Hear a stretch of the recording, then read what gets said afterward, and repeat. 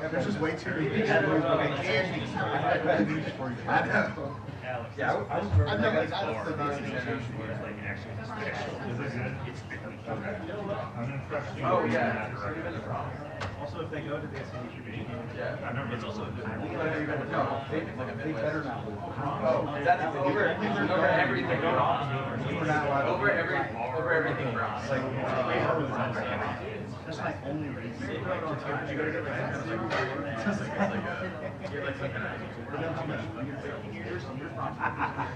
Yeah, there's wrong throughout. Yeah. Unbelievable. Yeah. It's sad that they never went down to Walton Brown. You always look at it. There's always like a road trip. Was it up in Dallas?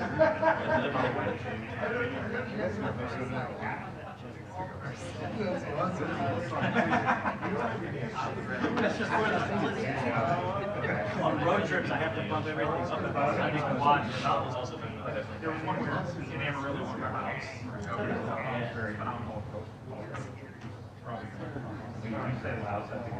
Yeah, I think burgers are fine. Like, it's really there.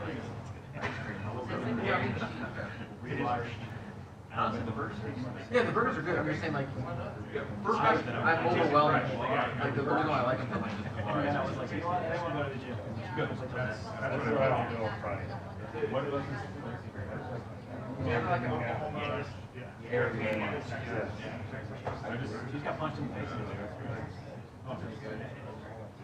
I mean, I kind of have to explain it before we get too big.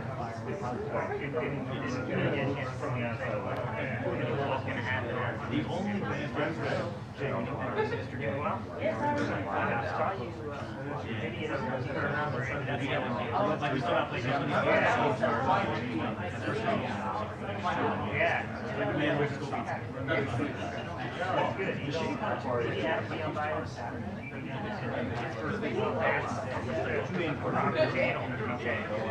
like for a while, like, as they're winning and they're going undefeated, I'm like, they're probably pump one of these. But here's and they lost. You're not gonna beat me.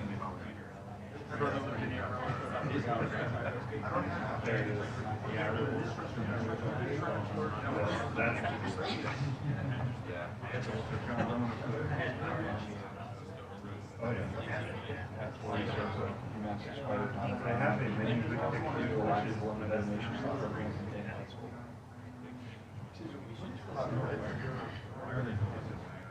$850 million. Is there crazy at skating like that's like horrendous? It's horrendous, but like yeah, we just like Arnold Ohio State. There's 3 yards. Their neighbors are kids. They're like Ohio State. And we say, oh, they will. They're right.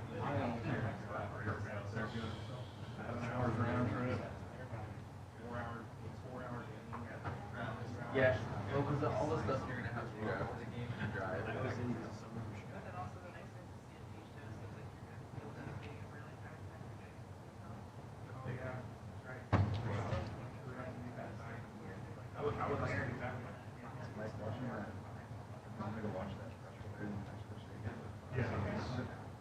Already, I've quickly forgotten how they get to this room.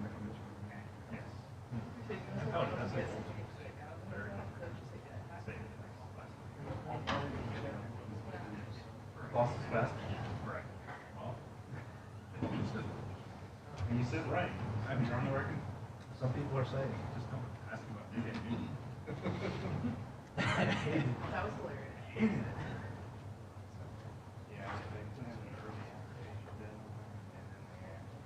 Probably when you guys went to work back, a lot better. 3.5.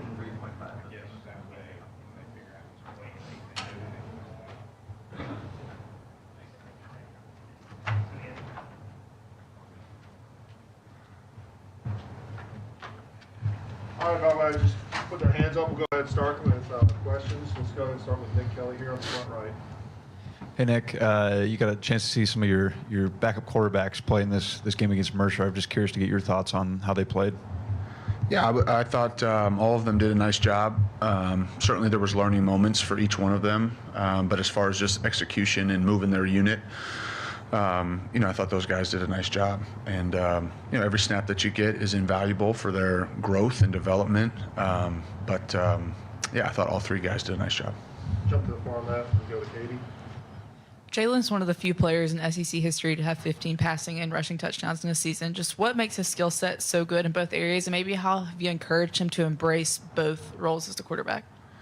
Well, he's uniquely talented, his ability to throw the football and obviously his speed and quickness as an athlete. And so, I think what you're trying to, encourage all the players is to continue to grow, continue to develop, identify the things that are your strengths to build on them, and then identify things that you can improve on and try to make those your strengths. And so I think he deserves so much credit for the work that he's put in throughout his career.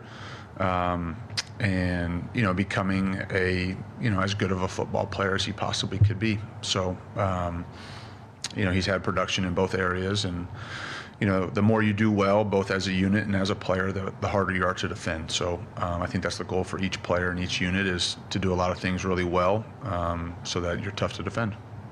Go to Charlie back up the right. Yeah, hey coach, just when you watch Oklahoma, what kind of jumps off the page about their defense? I think obviously the schematics are one thing, but I think with their coaching staff and their history, just the way that they play, and I say that in the highest of compliments, the toughness, the effort, the swarming to the football, the physicality with which they play. Just have a ton of respect for their players and their staff on how they play. Certainly there's the schematic challenges that you deal with each and every week, and this week will certainly be a challenge from that standpoint, but more than anything, just the way that they play football. I have a tremendous amount of respect for their staff and for their players for how they do that. Let's go to the back of the room to Ryan. Coach, touching on that, just to be in a road environment Saturday night with the season, every game so important, how do you go back to maybe an LSU game and use that for Saturday? I think you lean on your experiences in some of those environments. No two situations are the same, but certainly relative to things that you have to deal with on the road. I think each time that you're able to do that, you learn, you grow, to just help you handle those situations a little bit better. And certainly this will be an electric environment and against a really quality opponent. Do you have any other questions? Let's go to Mike Ronette here in a minute. Just beyond Ryan and Jeremy, just what did you see out of the receivers that got into the game beyond them? Yeah, I thought there was a lot of players, not just receivers, tight ends, running backs. There was a lot of guys that touched the football, which was great to see. And so I think you see some of the flashes with some of the young receivers that we have in our program.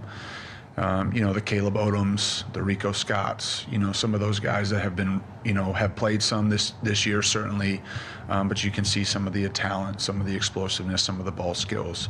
And there were other guys as well. There's certainly guys that have played a lot of football, but there were some young players that I thought went in there and did a nice job, and continue to grow, practice really hard.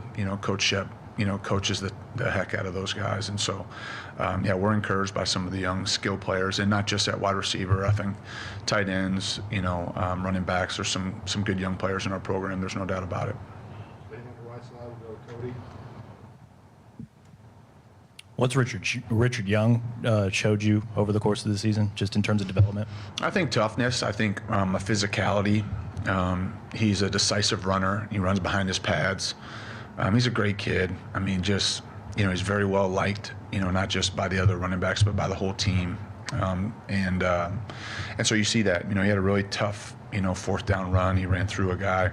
And he's done that. He's done that, back in spring practice and training camp. And so he's just a great kid and a really tough runner, and runs, like I said, runs downhill. He's decisive. He runs behind his pads. Let's go to Alex right there in the middle. What have you seen out of Parker Brailsford this season, and what kind of attributes makes him effective for a guy who's a little bit undersized? I think the thing with Parker is he has strength, and so, he might not be the biggest guy, physically, but he does play with power. He's got great body control and great balance. He's not on the ground very often. And he's got a great command of the offense, the communication. Coach Cap has done a great job, and even though there's similarities in what we've done in the past with the offense that Parker was a part of the last few years, there's still a transition with some of the communication. I think Coach Cap and him have really just done a great job, making sure that we're on the same page, we're going to the right people. And so he's certainly a confident player in what we're asking him to do and the leadership that's required from the center position. But on top of that, his change of direction, his body and balance, body control and balance, I think is excellent. And he's a tough kid, plays hard. So, we like Parker a lot. Just kind of sticking with the offensive line, you guys having a lot of sack in back-to-back games. Have you seen the pass pro come along as the season's progressed? Well, there were some moments Saturday that I don't think we were maybe as clean as we would like to be. I think I think pass protection really falls on all 11, falls on the coaching staff as well, of trying to minimize the opportunities that the opponent gets to really pin their ears back. And when you are in those moments, just being mindful of what you're asking your players to do. And so it takes all 11. It starts obviously up front, the identification, the technique, the fundamentals, but then the quarterback making sure that he's reading the play properly and getting the ball out on time, the running backs in their pass protection or their routes, and the skill guys of getting open at the right time in the right spots. And so when you're able to do that, then the quarterback's able to get rid of the football. Guys are open. So it takes everybody. Running the ball more effectively and efficiently certainly helps that as well. But that's certainly a key for us, and the team that we're going against this weekend has done a great job of creating pressure on the quarterback and sacking the quarterback. And so, that's pretty common in our league. There's no doubt with the fronts that you go against. And so making sure we stay out of some of those situations will be important. All right, we'll finish up with Jack here in the front left. You mentioned Caleb Odom as one of the young players who's kind of stood out, obviously almost connected on a deep play early against Mercer. How did you see him respond to that, and just how have you seen him kind of just grow overall in that receiver room? Yeah, he's a great kid. I think he's a really conscientious, hardworking player. He has talent. There's no doubt about it. And so I think anytime, those moments present themselves, you learn from them, and and so that's what I expect him to do. I know that was, his approach yesterday. He's just a really conscientious, hardworking kid, that has great football in front of him, and his attitude has been good. He continues to work hard, practices well, cares a lot about improving as a player. And so, like I said, I think he's got a lot of great football ahead of him. Thank you, Coach. Great, thanks. Roll Tide.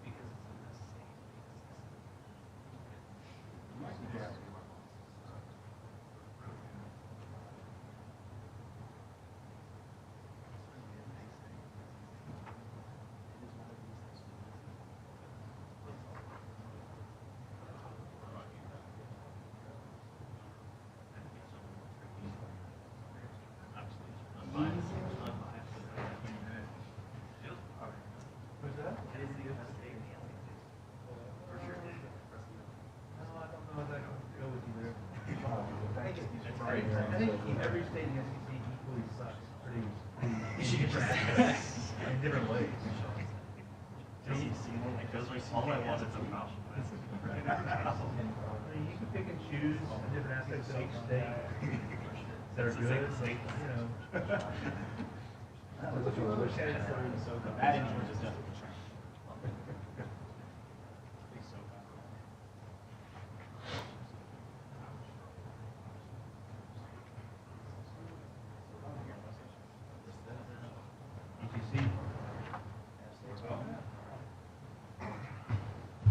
All right, we'll have Coach Womack begin with his opening statement, and then we'll take questions. Keep your hands up.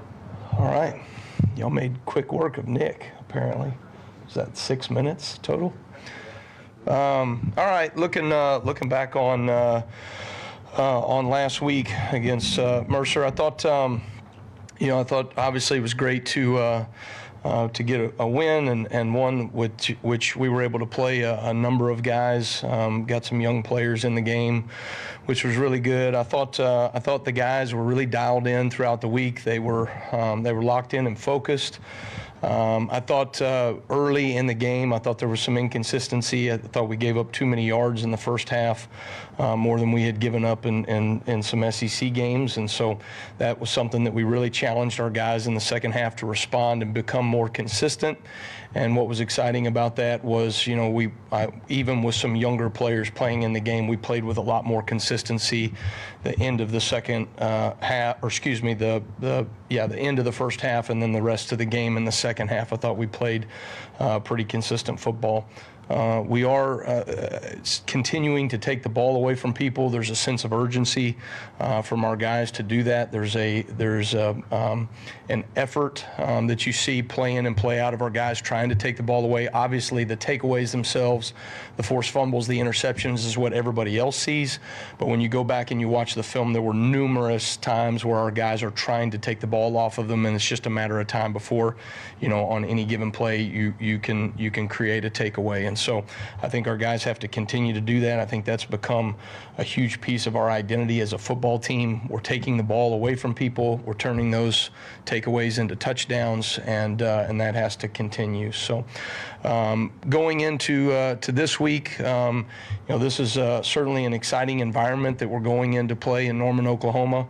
A very proud program who's entering the SEC obviously this year, and is going to fight. I think, they've had some ups and downs, but I think they've fought really hard as a football team.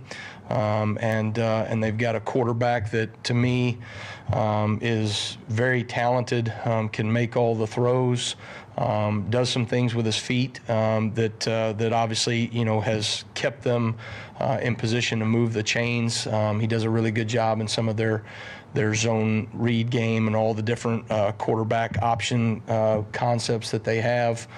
Does a nice job delivering the ball, can make all the throws across the board. I think they run the ball hard out of the backfield. And then they've got some guys that are coming back in their wide receiver core that are pretty dynamic. And when they were healthy at the beginning of the year, they were doing some really special things, and you're starting to see those guys back and playing now. So it'll be a great challenge for us, again, going on the road. Certainly what we were able to do the last time on the road, I think our players have understood, what it takes to go have a sense of urgency, to go play well on the road. And so that needs to show up this Saturday night. So looking forward to the week of preparation and prepare our guys to maximize their opportunity in Norman. Yeah, you're third in the country right now in takeaways with 24. What culture-wise did you try to instill and that you really feel has, locked in by now for these guys to really be getting takeaways? Yeah. My dad taught me this years ago. I mean, takeaways, it's almost like muscle memory. You have to continue to preach it. You have to continue to drill it.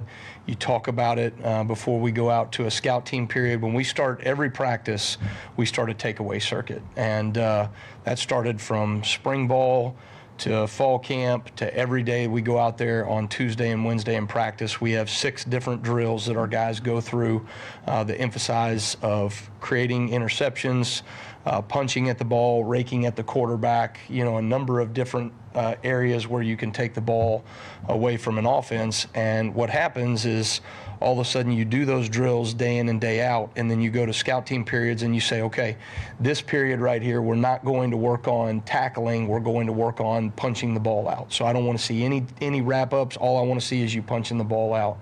And all of a sudden it becomes muscle memory on game day. So when Damani Jackson comes off the edge in a corner fire, he thinks, okay, I have a chance to be able to knock this ball out. Well, that's the exact same drill that he's been doing for 9 months now, is punching the ball in that exact moment. It's just now becoming muscle memory for him. So those are the things that are exciting, and certainly, like I said, it's becoming an identity of who we are as a team, and so that has to continue moving forward. Let's go to Colin on the left. Hey, Kane, I know he's been in the starting position for a couple of weeks now, but how have you seen Bray Hubbard kind of take on that leadership role at the safety position in absence of Keon? Well, I think probably what's most impressive about Bray is that his level of preparation has not changed now that he is the starter from when he was backup for Keon Sabb. And so when the opportunity came, Bray was so locked in every single week and prepared like he was a starter, did a great job of communicating even with that second group of twos in practice every single day, and really was probably some of the glue that held some of those young DBs together, that when his opportunity came, he was ready for it. And so he's playing at a really high level because he's prepared at a really high level all season long. And so that's probably one of the things I'm most pleased and impressed with Bray. He's a natural playmaker. He's got great instincts on the ball. He does a really good job of understanding how to play with leverage, and from a run fit capability standpoint, he's doing some tremendous things there as well. So just really pleased when you see a guy get rewarded for all the work that he's put in, and when an opportunity comes, he's made the most of it. Let's go to Emily Grace in the middle of the room there. Coach, prior to Saturday's game, I saw you encouraging Jalen Milroe, and we often see you two exchanging some words on the sidelines. How would you describe your relationship with him? Well, Jalen is just, obviously, he's got a gravitational pull about the way that he carries himself, right? Here's a guy that, is extremely talented, has, probably a ton of, what do you want to say, attention and fame and all those other things, but, doesn't ever walk by you in the hallway without saying hello, asking about your family, asking how you're doing. And I think a guy like that is just really impressive to me, the way he carries himself. I enjoy being around him. I enjoy talking to him all the time. I've always said, a quarterback and a punter or a defensive coordinator's two best friends. And so I like to hang out with my friends every now and then, right? So, and encourage them. So they, I think the way that he has battled through some of the adversities that we've had this season is really impressive, and that's really what that conversation was about. Here we are on the back end of the season in November, battling our asses off every single week, and I think, he's a huge reason of why we've been able to have success in this moment, and so just giving him a little encouragement. I hope the volume wasn't too loud whenever you caught that. Let's go to Tony on the front left. How would you assess your team's pass rush in the last couple of weeks, and then going up against Oklahoma? Does that present? How do you exploit with them being last in the nation in sacks allowed? Yeah. Obviously, when you look at that, you always want to be mindful of disrupting the quarterback, and I think you have to do it different ways. Obviously, when you have the personnel to just, simply rush somebody off the edge every single time, right? That might be, one way. I think at times we can do that. I think our success in generating pass rush has been through creating multiple looks up front, and so we'll continue to do those things and mix some of the pressures that we're given and mix some of the looks and even some of the formational or the alignments that we show pre-snap, and then what we get in and out of, so that we can create as many one-on-one matchups as possible, and then also, try to schematically, isolate maybe a certain guard or running back or a offensive tackle or whatever it may be. So I think we're doing a better job of that. Part of that is me being better on the back end of the season, recognizing our personnel and what we do really well. And then, just as you start to see things from week to week in terms of what we do well and what we can take advantage of based off of what we see from the offense. So that I think we're trending in the right direction, but certainly that needs to continue. Let's go to Ryan in the back of the room. Hey, Coach, more of a broad question about you. The beginning of this season, we kind of talked about your transition from head coach to coordinator. You said you're enjoying more of the X's and O's. What has this experience been like this season? And kind of personally, a lot of pressure on being the defensive coordinator at Alabama. But what has it been for you personally? How so? I'm just kidding with you. I think this has been it's a very different role than being a head coach, and part of me leaving a head coaching job is because I trusted the guy that was going to be in the role of the head coaching position, and Kalen, just to watch him and see the way that he has navigated this team throughout our first year. I've told you guys this before. His superpower is his consistency, in the face of adversity or success. He's the same guy over and over again. And I think that relentless consistency has been what's allowed us to kind of navigate through the highs and lows that we've seen so far this season and putting us positioned to play our best football on the back end of the season. So for me to see that in him, and then, for him to be such a supportive head coach for the way we do things offensively, defensively, special teams, has allowed me to maximize what we're doing defensively, because I feel so supported, from the head coach position. And so, he gives great thoughts. He gives great accountability. We trust each other, so we can say whatever needs to be said, and he does a tremendous job in that regard. And so I've really enjoyed the nuances and the little details in coordinating and making adjustments at halftime and figuring out how to stop people, and maybe how to, the challenge, right, is when somebody's doing something well against you, how do you still find a way to stop what they're doing and yet still be aggressive so that you can create takeaways and get off the field on third down? And, quite honestly, I would say, I have gotten better and better as the season. I've probably knocked some of the rust off, as we've gone through the season. And I think that's what everybody in the building has to do. I think, you either get better or you get worse. And I think step by step as a football team, we're getting better, and that includes me as a play caller and a defensive coordinator. We've got two questions on the front right. We'll start with Kennington, and then we'll go to Joe. What'd you make of Quay Rusaw's interception, and just kind of how have you seen his confidence grow over the course of the season? Yeah, the dude's made two great interceptions, so far this year, and I think that he's continuing to grow as a football player. Part of what makes you a great defender, especially at that Wolf position, is that you're creating production for the defense, and I think we're seeing him do more and more of that. That was a great, that interception came because a number of things happened well. They got in a third down call. They hard counted. They checked. We checked into a pressure, and then everybody up front, executed that really well. Deontay Lawson, we talk about matching the hands of the quarterback. So when the quarterback's hands went up, he matched the hands. The ball got tipped. Really, if the ball doesn't get tipped, Quay's really still in a really good position there to go. He may have picked the ball off anyway, but now when the ball gets tipped and he has to dive and work through that. So I just think he's doing a really good job of continuing to stay relentless in his process. And now that because of injury and because he's producing at a higher level, he is playing more and more consistent as we go through the season. And certainly, when you think about some of the things that have happened in that room, and we've got a couple of guys that were down, I mean, he's stepping up at the right time.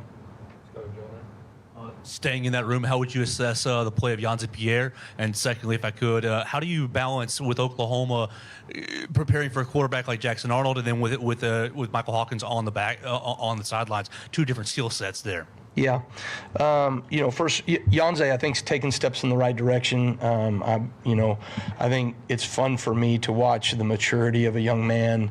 Certainly you think about year to year, but just for a younger guy, right, you can almost see weekly someone maturing and the way that they're going about their preparation to maximize their opportunities on game day. Yhonzae is one guy that you could point to, and there's a number of them right now in our young defense, which we are, that are trying, to operate at a more consistent level than they were early on in the season. And I think a lot of that has to do with there's a lot of older players that are setting the example, and they're starting, you know, those older players are producing, and our younger players are saying this is what it's going to take, right? I don't think Janze Pierre would be in the same position had he not had Q Robinson in that room, right, as the example of what it's supposed to look like. And then from a quarterback position, you know, that's always the case, right? You every single week, if you're doing your due diligence as a defensive staff, you go, what is this team's identity? What do they want to get done from the quarterback position, and who do they want to feature from a skill position standpoint? And then if they have another quarterback that comes in the game, what are your answers going to be? And so you're either working those things and maximizing, you know, your opportunities if that happens, or you don't, right? And so that's something that every single week we're going to look at and try to do. I do think there's a lot of similarities in what they ask those guys to do. You know, skill set wise, there might be some nuances there, but for us, you know, I don't know if it is completely different from one guy to the next in terms of what they were asking those guys to do schematically. So it'll be a challenge, though. I mean, I think this team, you know, when you're playing a night game in your home stadium against Alabama, we're going to get every bit of their best effort, you know what I mean? And that, to me, is the, you know, regardless of who you're playing. I use the example of our guys.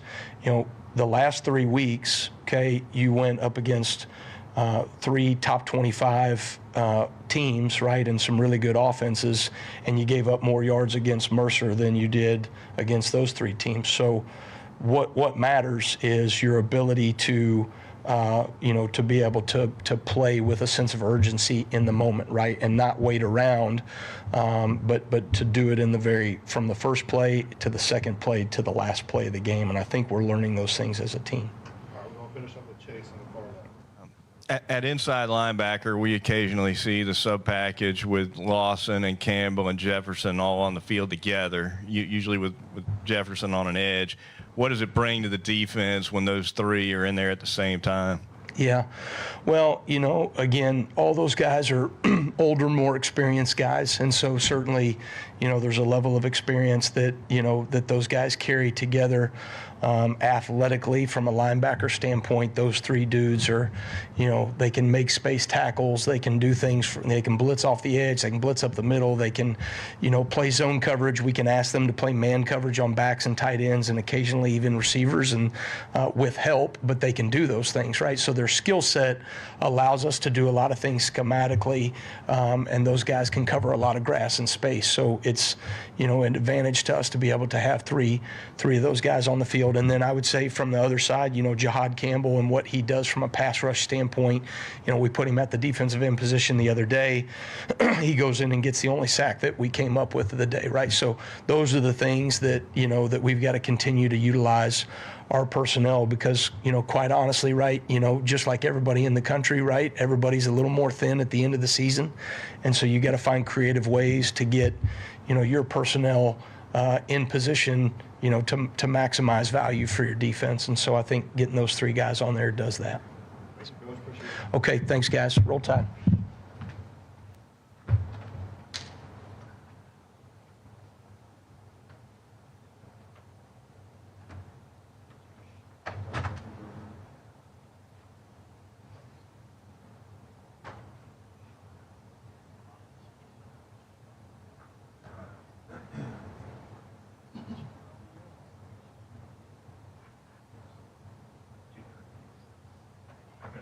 I could have written this one.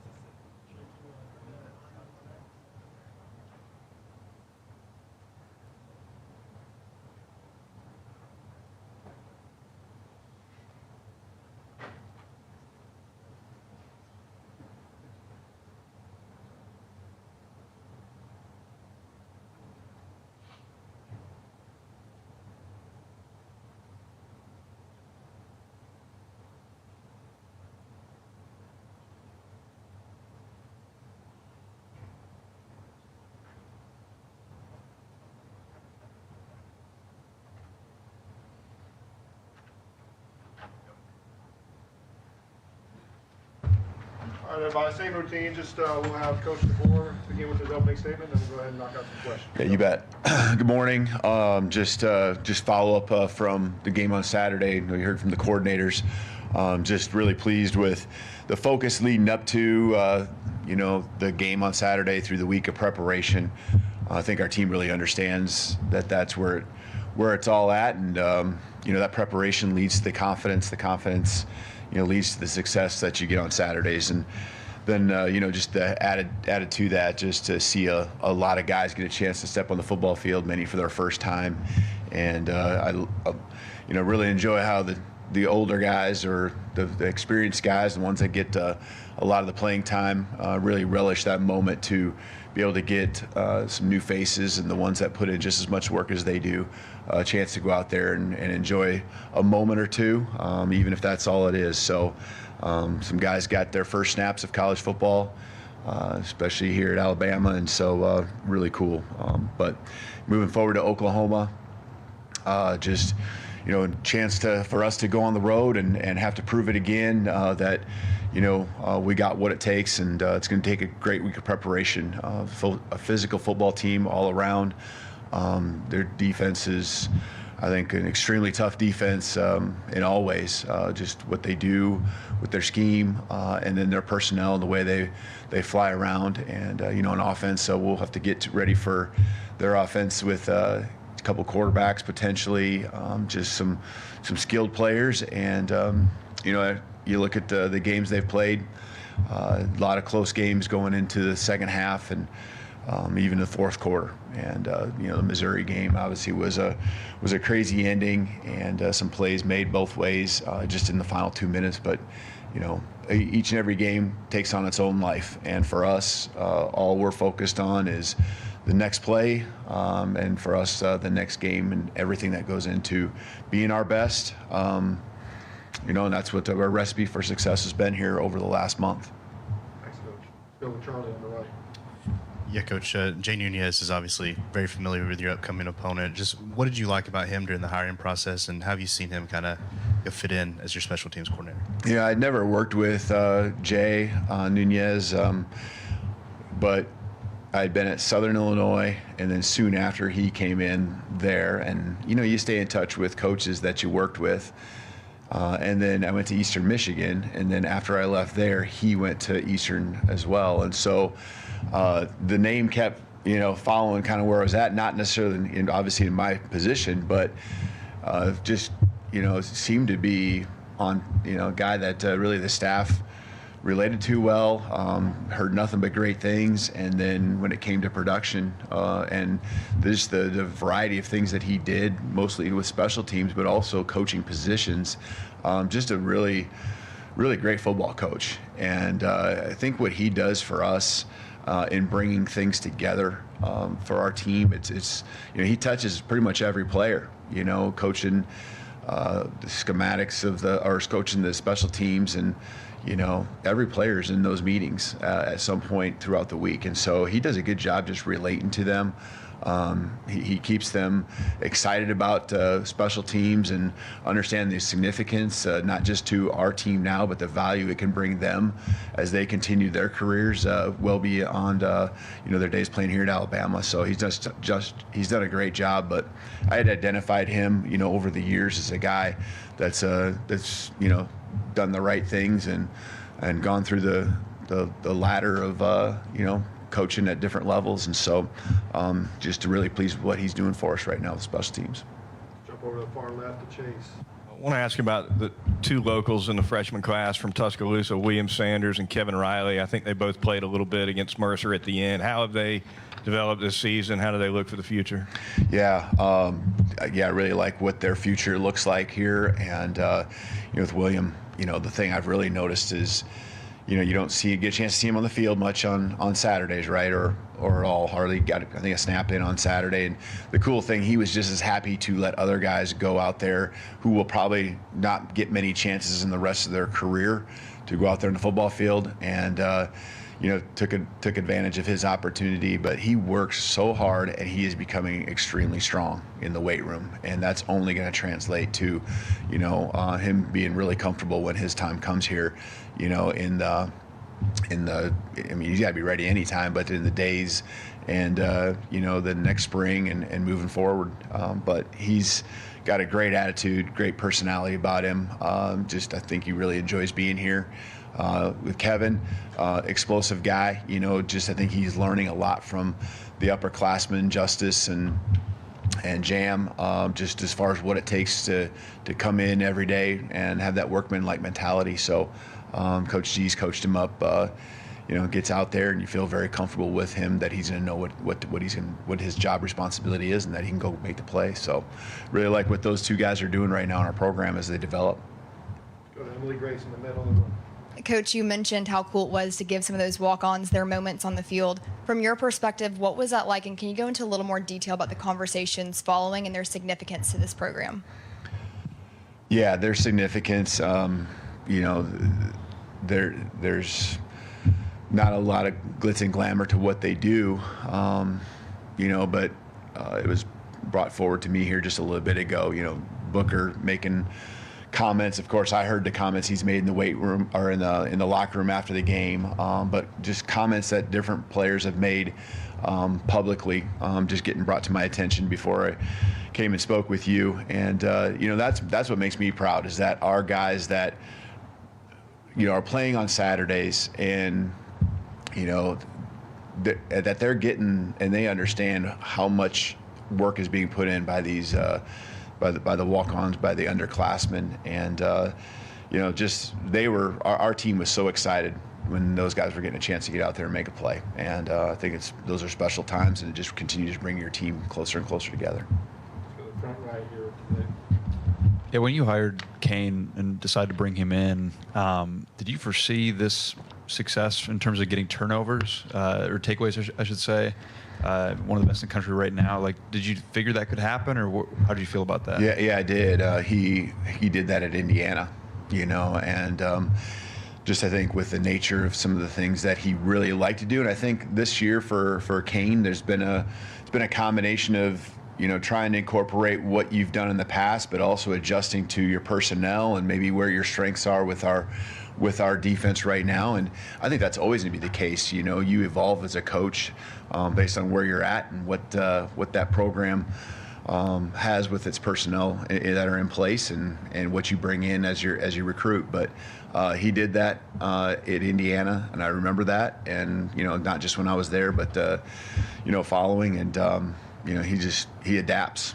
He can adjust, and he does that in the course of a game. He's done that in the course of our season. He and the staff, I think, have really done a good job gelling, working together. They tap into each other's strengths. They have, football coaches all have a different take on things at times, and I think he's done a great job at gelling, and you can see the development of our defense happening, and I think that's a huge tribute to his leadership. Let's go to the front left, Katie. Jalen's now one of the few players in SEC history with 15 rushing and passing touchdowns in the same season. Just since you got here and started working with him, how have you been able to encourage him to embrace both the passing and rushing part of his game to be the best complete quarterback? Yeah, I think it just starts with doing what's best for the team. And that's what Jalen's all about, and that's really what I think triggers him, to want to win, and here's how we got to win. And, there's going to be times when you got to throw the ball, and there's times when you got to run it. And, just reps over and over and over again. He's, I think, back in a really good spot, with trust in the guys around him. There's been a little more continuity with the, practice and skill players, offensive line. There's just been more of that, and he's become more comfortable and understand what our team needs from him to be able to win SEC football games. Let's go to Colin, staying on the front left.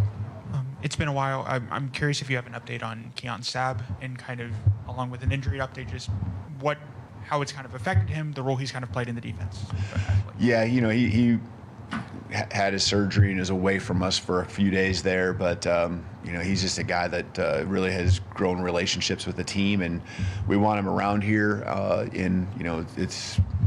He's one of those guys, just like the others that are done for the year too, that care so much about this team, and we care about him. And so as far as a timeline, I can't give that to you right now. I'm not I know it will be obviously through this season, but we expect him back and ready to roll, for next year, of course. But, that's just something that, I see him and, I love what his commitment level's been to our program, and we want to support him as he goes through these times, because these injuries are hard for guys, because this is not their only identity, but this is a big part of what they do. It's playing football right now.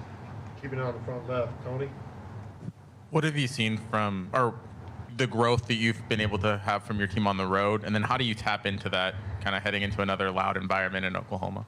You just talking about the team in general? Yeah, just handling the road environments. You improved against LSU, and how do you tap back into that? Yeah, you learn from your experiences and understand, what it takes and the preparation, and a lot of it's the offensive side of the ball, making sure just with the noise that your process is good and your procedures are good with just getting calls made and all that kind of stuff. So it was only a week ago or so that we were in that environment, and we'll be preparing again to get ready for what's going to be a great atmosphere there in Oklahoma. We'll go to the back middle there to Jamie. Hey, Coach, at this point in the season, with all the projections and all the predictions about making the SEC championship game, the college football playoff, do you have to continue to preach to your team to ignore all the outside noise? Is that pretty much an unspoken thing? Yeah, we don't really talk about the outside. We just focus on what we're doing right now, because we know that if we don't take care of our business, the rest of it doesn't matter. So, and that, I guess, it seems simple. I hope it's simple for our guys, even though I understand the distractions and the noise is out there everywhere. And, I think we've really honed in, and the guys really believe on, and have understood the significance of just really focusing on where we're at now. We talk about the next play is the most important play, the next game's the most important game. We haven't thought anything beyond, Oklahoma. And I even go back to this last week. I think our guys did a great job of just focusing on Mercer. I really do. I think they really honed in on trying to make themselves the best they can be, continue to get better, and that will put us in a position to where then now playing Oklahoma, we give ourselves a better chance to win. So we're really, I think, locked in on the right things right now.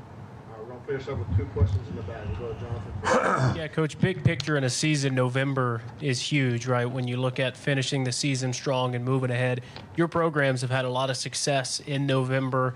What do you think that starts and comes from, and how do you kind of continue that here this season? Yeah, just preaching the things that I kind of has discussed here, just about always improving. I think there's a off-season element to it where, you're putting in the work to be able to be strong going into the season, but then there's an in-season program to where we're continuing to get stronger as a football team. You might adjust the schedule a little bit here and there just to stay fresh. We're building more and more banked reps as we play each game, and so it's 5 minutes maybe is all that you take off of practice, but our guys are working extremely hard in the weight room. Our numbers will show that we're getting stronger there. And then I think the other part just goes again to what I said earlier. There's we call a relentless pursuit of continuous improvement. And as you improve, it leads to the rewards that you get in November. And these are the big games. These are the ones that are fun to be a part of, and the ones that you remember well down the road, as long as they go the right way.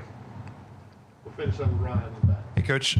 Kane just talked about how he enjoyed the consistency from you every day, no matter if it's a big win or a big loss working with you. Where did you get that? Was that always the thing that you had, or is that something you got from a coach down the road? And how big is that when you have a big win or a big loss to stay consistent?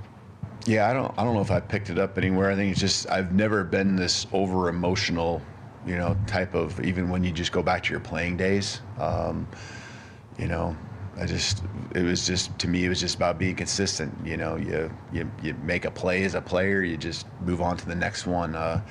Things don't go your way, you move on to the next one. And so just being consistent day to day. I think as a leader, that's what the people around you need, is someone that they can count on and know what to expect when they show up to work the next day or show up to practice. You know, when things aren't perfect in a game, you know, that consistency in a game that, you know, a player's not going to be nervous about coming to you. Yeah, it doesn't mean you don't get frustrated, upset, you know. I think the biggest thing is just, you know, people are going to make mistakes, you know, just correct it, you know, don't do it again. And we'll be just fine, and we're all human. And I think if I can live it and show consistency that way, that will hopefully trickle down to your staff and to your, you know, to your team. And so, you know, just there's many different ways to lead in a great way. I really feel that way, and you know, that's just probably the one that fits who I am as a person. All right, thank you, Coach. Yep, thank you. Roll Tide.